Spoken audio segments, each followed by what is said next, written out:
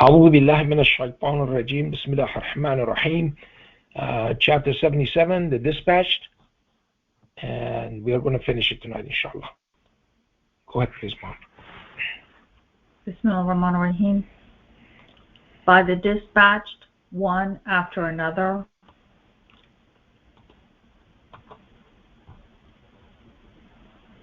which can consequently stir up the winds and scatter things all over, then separate things from one another, then by the deliverers of the reminder, be it a pardon or a warning, most assuredly what is promised must come to pass. Then when the stars extinguish, and when the vacuum ruptures, and when the mountains are blown away, and when the messengers are recalled, on which day is their interim up? The day of decision. And what is your understanding of the day of decision? Woe to the rejectors on that day. Did we not annihilate the early generations?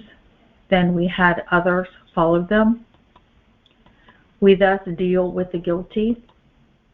Woe to the rejectors on that day. Did we not create you from a lowly liquid, which we then placed in a secure repository for a predetermined period? We measured it exactly, for we are in full control. Woe to the rejectors on that day. Did we not make the land a sustainer for both the living as well as the dead, and made therein mountains standing tall, and provided for you fresh water? Woe to the rejectors on that day. Go to what you used to reject. Go to a shade of 3 different kinds, not really a shade, and of no use against the searing flames. Indeed, it throws out sparks as big as castles, as indeed it is like the color of yellow camels. Woe to the rejectors on that day. This will be a day when they will not be able to speak, and they will not be allowed to offer excuses. Woe to the rejectors on that day. This is the day of decision. We have summoned you as well as the previous generations. Therefore, if you have a scheme, go ahead and use it. Woe to the rejectors on that day. Indeed, the righteous will be amid shades and springs, and the fruits that they desire. Eat and drink because of your deeds. We thus indeed reward the righteous. Woe to the rejectors on that day. As for you proven guilty, eat and enjoy for a little while. Woe to the rejectors on that day. And when they were told to bow down, they refused to bow down. Woe to the rejectors on that day. Therefore, in which hadith, other than this, do they believe? Okay. Thank you. MashaAllah. Very good. Okay.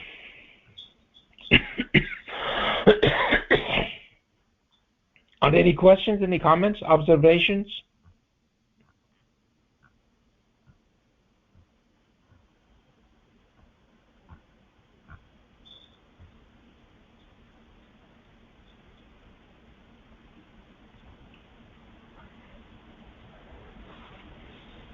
Anything?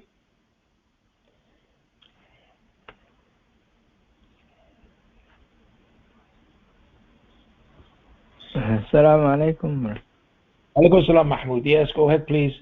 Yeah, you know that this chapter has 10 times that woe, Right. rejection Exactly. on that day. You know, that the repetition and emphasizing Yep. how horrible this day will be. You know, if you were not ready for it and you did not build your life to get ready for the afterlife, it will be a difficult day. Yeah, exactly. Yeah. Yeah. You know, in the last verse has a great warning. Which hadith? Yeah. It says this This is the hadith. No other hadith. No other. Yeah. I just want to point that Very out. good. Yeah. God bless you.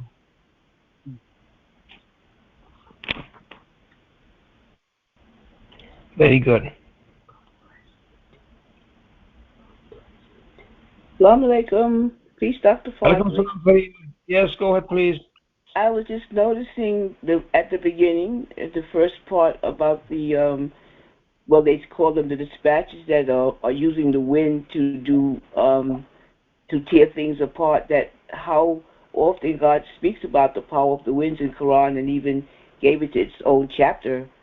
So I just came to me that He also allowed Solomon to use those same winds to dispatch information and things. So it just came to me about the importance of it. Yeah, you see, there are all these mechanisms that God has created, and as I said, these are the things that God controls, and that's why He says, that send this storm to them. Remember all those people that were annihilated, and so it's something that God is warning people about, that that you can be annihilated, and that's what God says. We annihilated the generations before this, and then substituted other people instead of them. These are the guilty people who refused, to follow God's instructions and His commandments. And so this is a serious business, and God is saying that it's we go deep in this, and we read all of these things, and say some questions come in our minds and stuff like that. And what we have to realize is that God cares about us so much that He wants us to understand and gravitate towards the truth. That's what He wants us to do. That's all He wants us to do. Okay? That acknowledge the truth. And when we are rejecting God and we are setting up partners for Him, we are destroying the truth. We are gravitating towards falsehood. And falsehood is going to bring nothing but misery for us. And that's what exactly happens to human beings in this world. Okay? So everything that God is telling us and everything He instructs us to do is the truth. And the things that He tells us not to do, and those are the falsehood in our lives. And so we have to make sure that we gravitate towards the truth and embrace the truth. And that's the love that God has for us, and wants us to recognize that on our own, not by force, on our own, and realize that I was saying today, is that we don't want to make a name for ourselves. Already recognized, okay, by this awesome, beyond our imagination power in the world, who is God, okay, and all those beautiful names and beautiful attitudes. Attributes. So, what else do we need? We don't need anything, okay? As I said, people work so hard, okay, to make a name for themselves, to be famous, to be the center of attention, all of those things, okay? And it's not worth it. God says, look, I'm already with you, okay? I'm watching over you. Don't worry about these things. And so that's all we have to care about. When we do that, then all of this worldly stuff becomes nil. It has no value, okay? Because now you are with the truth, and that's the beauty of it, and that's where peace and contentment and fulfillment and all of those good things happen to you. Yeah.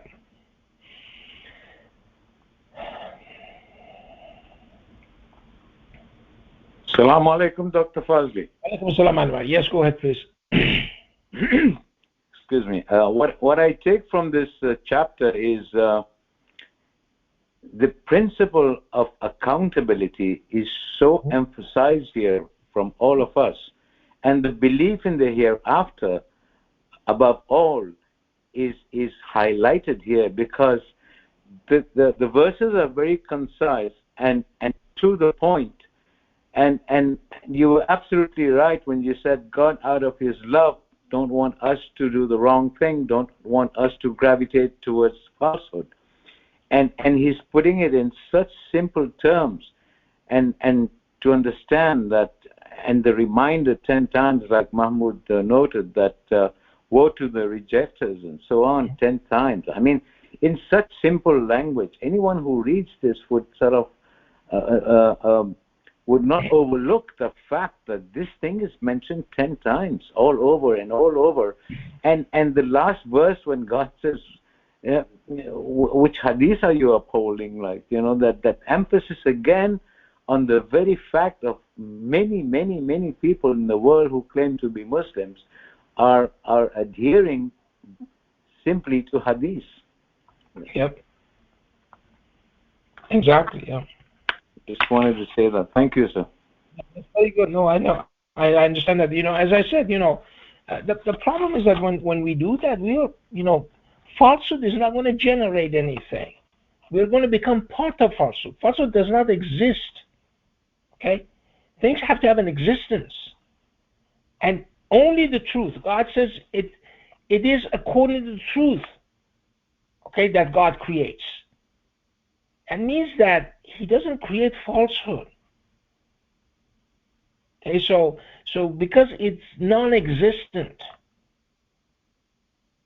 okay, so it just so abhorrent in the sight of God that somebody who does that, and somebody who basically believes in nothingness, and then eventually that person is going to become part of nothingness. And that's what these warnings are, that you do not want to be that person. You do not want to be that person who really does not exist. Okay.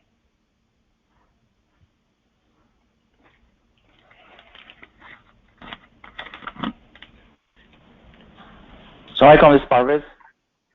Malikum Assalam, Parvez. Yes, go ahead, please.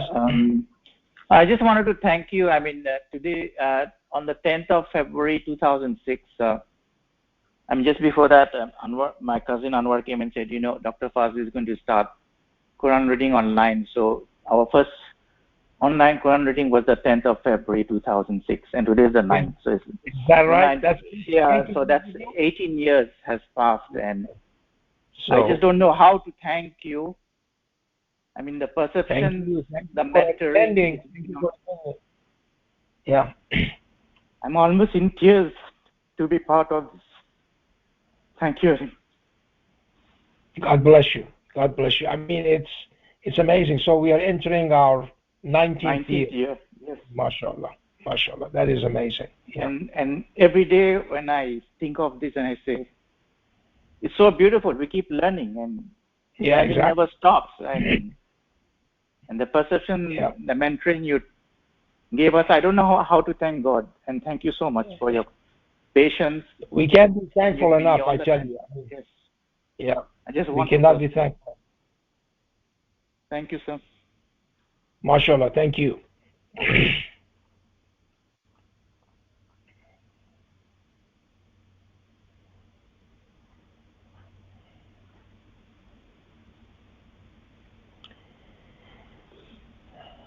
Any comments, any observations, any other discussions?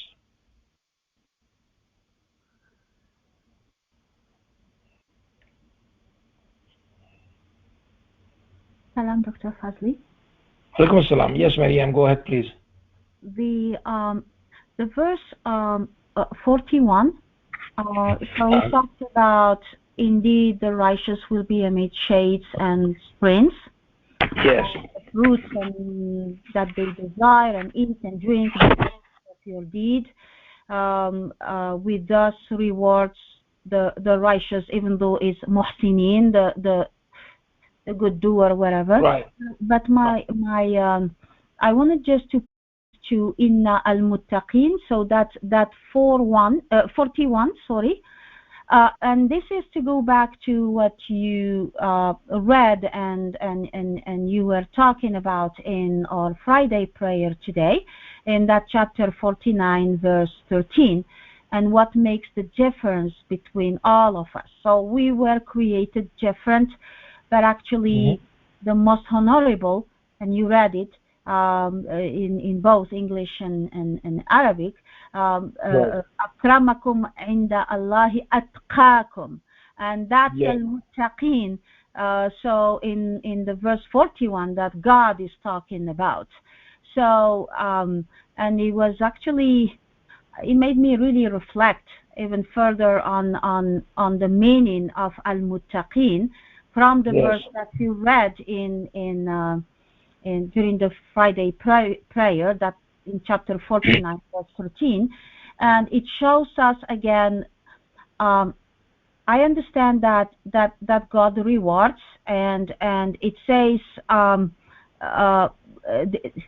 in verse 43 how God is so just that even this taqwa that we can improve and increase of God is following our actions. So because he said eat and drinks because of your deeds, but if you look at the verse in Arabic, bima kuntum ta'malun, what you basically used to do or to so which means with God it's everything basically is the consequences of what we decide to do and to please God and respect His system, which means His law, His rules, His laws, His decrees, and it's not something that is random. So this concept of taqwa is also a concept of absolute justice towards His creation. It's up to us if we want to improve our level of or degree of taqwa, and that means through what we do. And therefore He tells us what is going to happen, and this is regardless of color, language, status, as you said in the Friday prayer.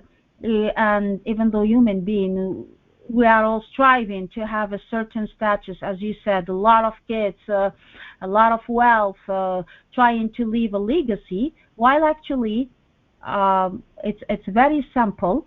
It's this character or this, I'm even not sure how I call it, this taqwa. Is it an attribute? Is it but there is this, that's the core, I would say the core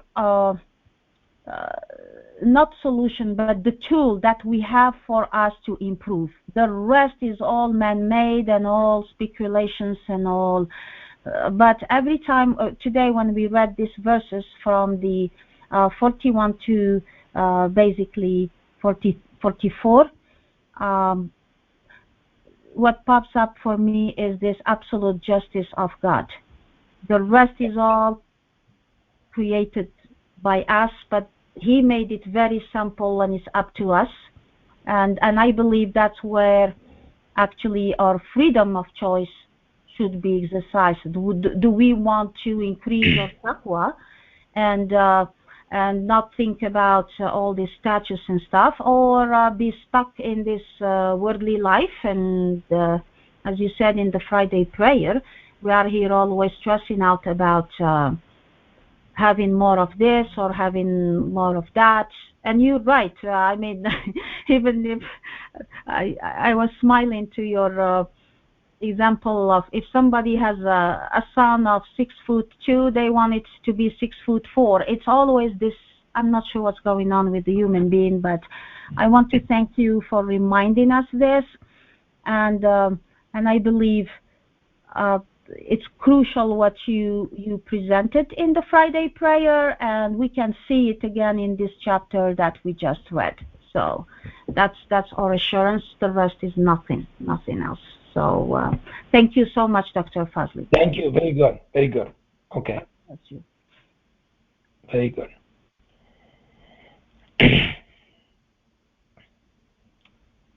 Any other comments, observations, or discussions, or any thoughts?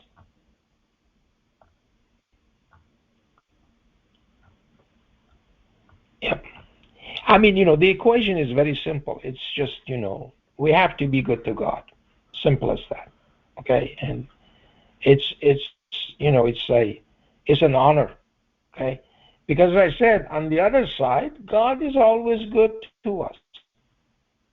And God says, we read in chapter 70, well, we have given this guy everything. Okay, he would just want some more. And, it's the fact that we have to recognize what the source is, like Solomon did. Okay?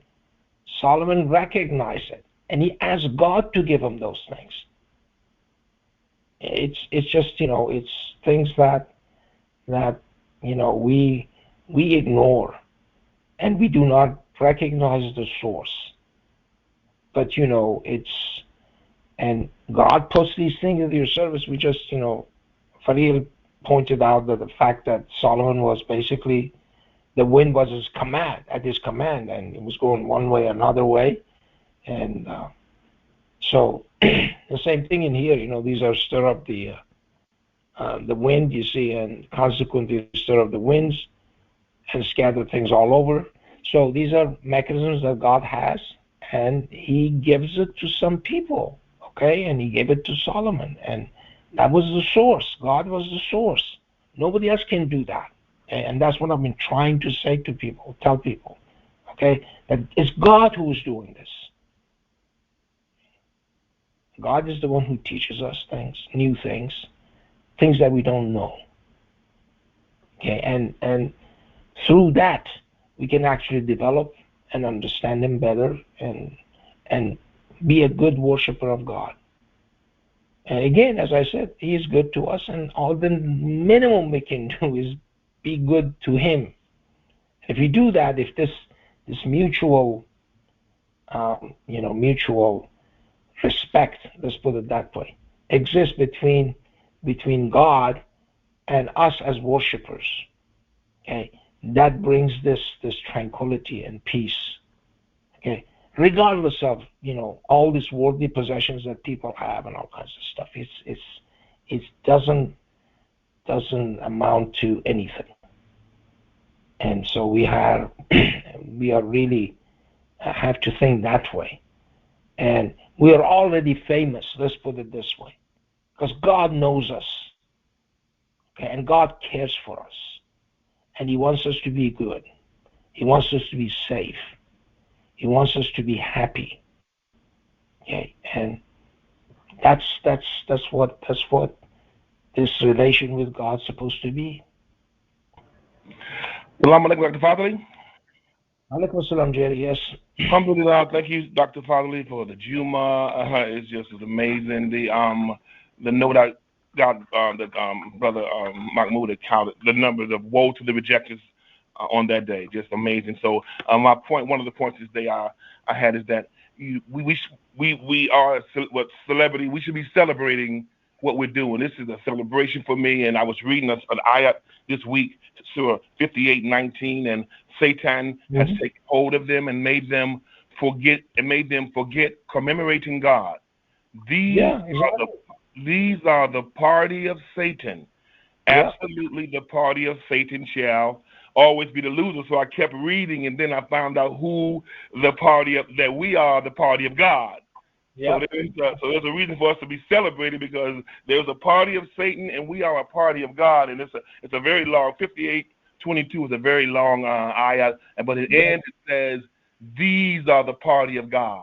Absolutely, for sure, the party of God shall always be successful. So just alhamdulillah that we are members of this group, and we are being able to be reminded with you. And also one other point, if I get out of the way here real quick, and I was making a drawing this week that Surah 63:2, I read this week. It said, they take their oaths as a mask. Yeah. They thus repel from the path of God. Evil indeed is what they do. So I drew a human and I got a mask. People have a mask that they may hold in one hand and put across their face when they're discussing or they're hanging around or whatever. And the mask says, I worship God alone. I come in peace. I'm faithful. I make salat prayers on time. But take the mask off and tattooed on their head is unfaithful, anti-peace. So I just thought that was a wonderful reference to that. We have to be careful of taking our oaths and using them as a mask and something to conceal or disguise or give a facade to others to make them think that we are really working hard to worship God alone. So just alhamdulillah, thank you. I'm so grateful to be a part of this group. And like you said, we can't be thankful enough. But thank you, Dr. Fazely, for your time. And thank you. Yeah. You're referring to the hypocrites. Yeah, that's what God says. That's alhamdulillah. It's just a show, to show off. Yeah. Very good. Yeah. Okay. Anything else? Any other comments, observations? Salam, Dr. Fazely. This is Anwar again. If you don't mind, may I? Go ahead. Yes, please. By all means, go ahead. Yes. Surah 6, verse 81, sir. I can read it if you want to. Yeah, go ahead, please. Yes. Surah 6, verse 81. A'udhu billahi minash shaitanir rajim. Bismillahir rahmanir rahim. And why do you expect me to fear the partners you set up for God, while you do not fear the act of setting up partners for God without the revelation of any authorization? Which position is more truthful and secure, if you know? Yep. Yep, very true. Very true. Yep. Yep. The same way God mentions, this is the best hadith. Which other hadith are you upholding? Yep. It just goes on repeating itself, and it just, wow, it's so beautiful. It's so beautiful. Thank you so much.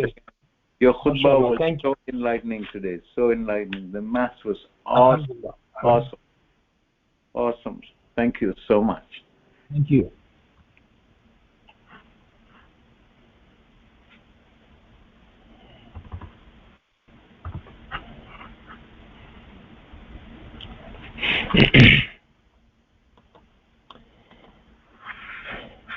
Okay, anything else? Any other comments, observations, questions about this or anything else? About this chapter or anything else? Assalamu alaikum.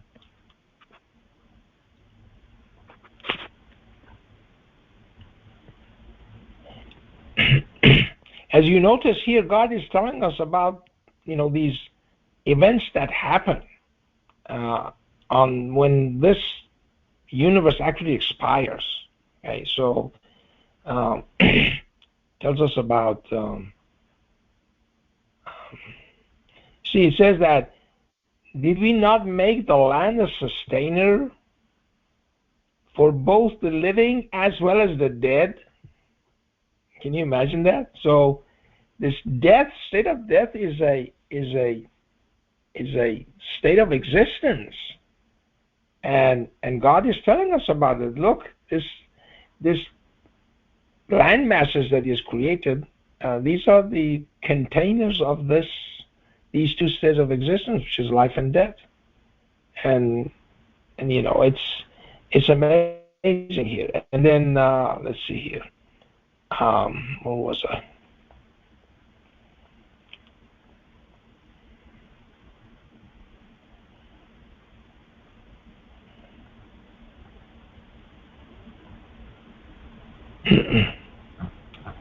Went too far.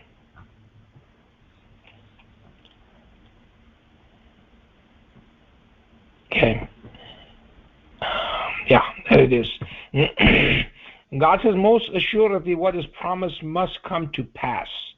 This is a guarantee from God, okay? That He's telling us that this is something which is going to happen for sure. and there is no doubt about it. And then God says, when the stars extinguish, this is the end of the thing. So the all these interactions and reactions that we see in the universe right now, that produces light and heat and all of other things that we need for the universe to sustain us, it's going to finish. So that's what this idea of stars extinguishing. So it's when they run out of fuel, basically. There is no other way that they can produce things, so they become basically dead. And and then God says when the vacuum ruptures. So this is the time that God is telling us that, you know, another sky, another vacuum is going to replace it, and that's not going to look like this. It's rose colored like paint. That's what God actually brings the analogy of that. And when the mountains are blown away, okay, and again, this is when all of these physical laws that we're used to, okay, are going to be taken away. These laws are not going to be applicable to that setting, to that universe, okay. So this force, which we call it gravity, that makes you stick to the ground, that's going to be gone, okay. And and he says, and when the messengers are recalled, okay, on which day is their interim up? Okay, so what is that day? God says now it's the day of decision. That's the day of judgment. Okay, and so it's going to be a brand new place, and not given the tools that you need to survive and exist in that place is going to be so disturbing and so evident, okay, that is going. God says that the guilty will not be asked for about their sins. They'll be basically recognized by their looks. Okay, can you imagine that? That all the sins and everything comes into form of a visible form, which basically describes them physically and in outward manner, that people know that this person was guilty. So, and you know, this is that thing that day of decision is. And then God says, and what is your understanding of the day of decision? You know how tough this is, how bad it is. Okay? Then God says, woe to the rejectors on that day. As I said, these are the people who kept on denying and rejecting the truth. Okay? And as I said, falsehood does not exist. This is something that people have to understand. That you cannot build up things on falsehood.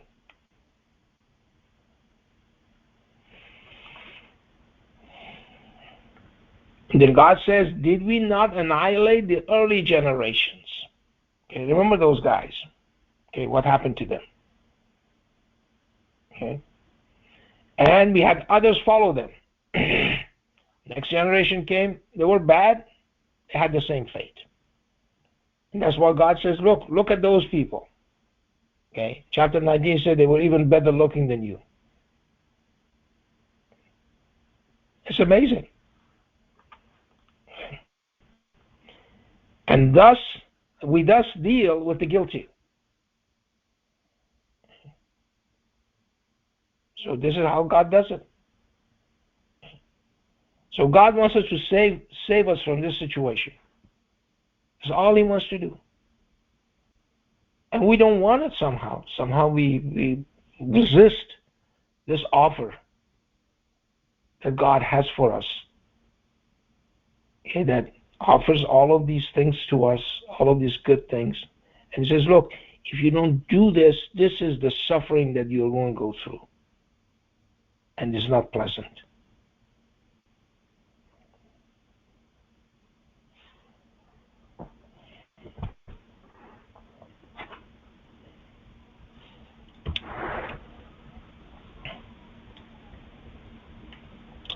Any other comments or question observations?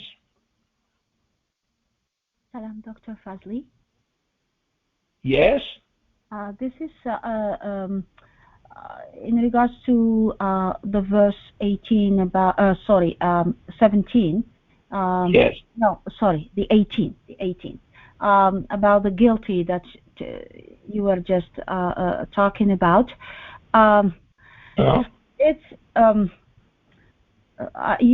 every time I read a verse where God describes basically a category of human beings to be this or to be that, I always try to understand what truly is al-mujrimin and or somebody or al-jaram or al-mujrim, the guilty, and I remember in chapter 20, don't recall the verse exactly, but where God says actually that the one who comes to his Lord as guilty, mujriman, because I know you dwelt a lot on that particular verse, so that's why I remember that he has Gehennama or Jahannama, I mean the fire, hell, yeah, or hell, exactly.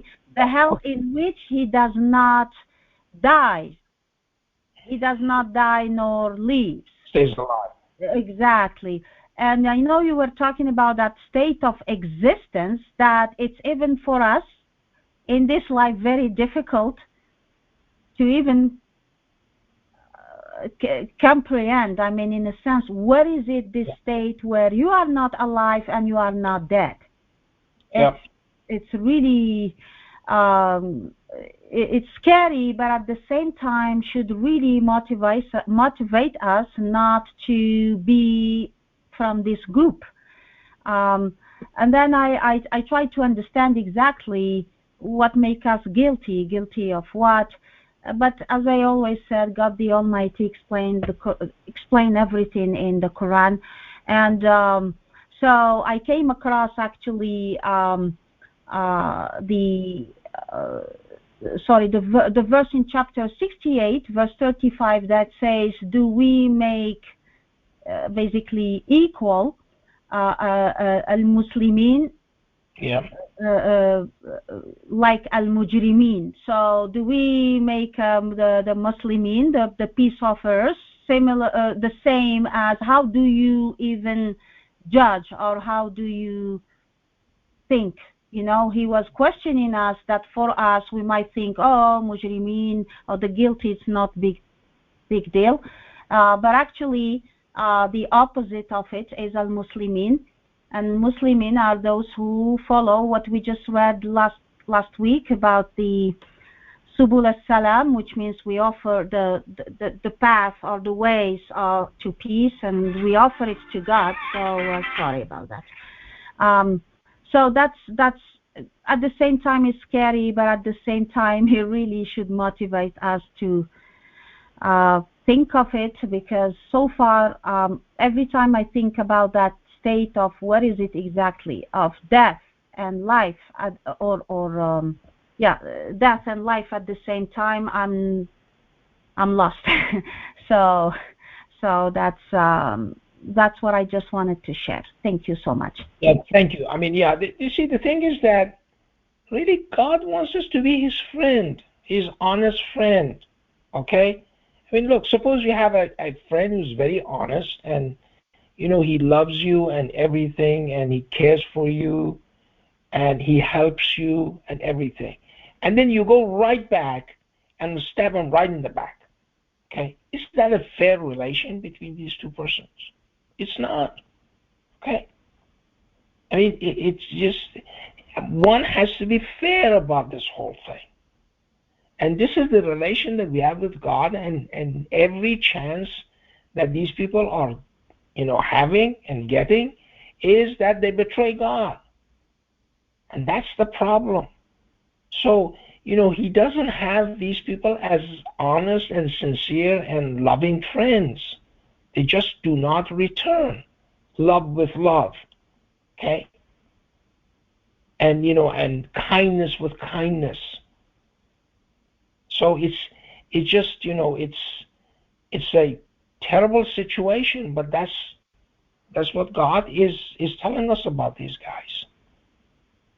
That look, all I'm asking you is this, okay? And otherwise you're going to be doomed. That's what God is saying. That there is nothing there to protect you. Nothingness cannot protect you. Yeah. You have to be protected by the truth. God is the protector. Okay? So you have to be in that realm, in that environment, in that situation. So all he's asking is, be good to me because I'm good to you. Simple, very simple relation. Okay? And so, but, unfortunately they don't do that. And, all of these things that he says, we thus deal with the guilty. Okay? And it is very clear from the Arabic. It says, كَذَلِكَ نَفْعَلُ بِالْمُجْرِمِينَ. Okay? نَفْعَلُ بِالْمُجْرِمِينَ. Naf'al means something that you do it not purposefully. Okay? It's the natural state of things. It happens naturally.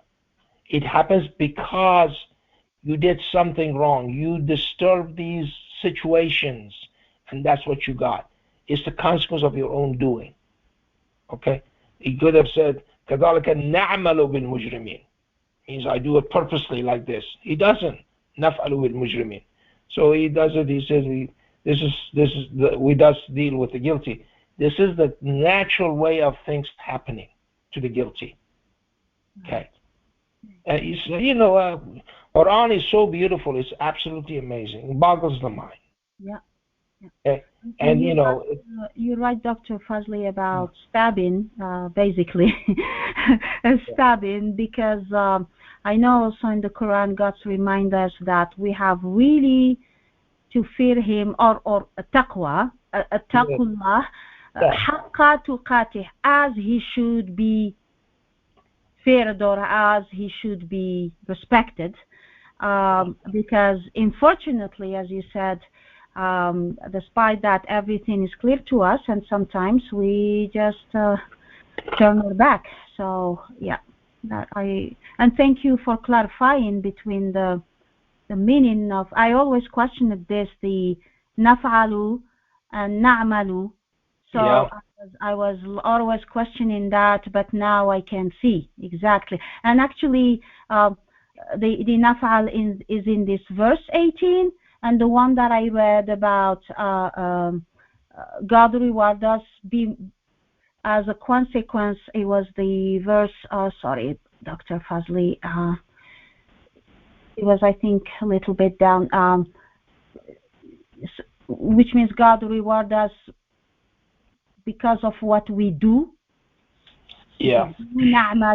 بما عملوا, it's in one of the verses that we just read also. So yes. Now I can see the difference. Thank you so much. Thank you. Thank you.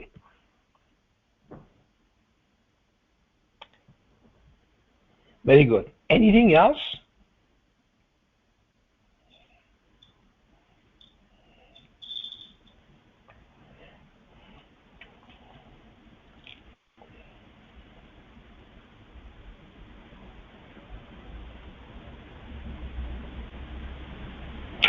Okay, if there are no more questions, let's finish for tonight, and inshallah we'll hear from you next week then, and wish you happy Sabbath, and so let's go ahead and do our usual 2 Al-Fatiha.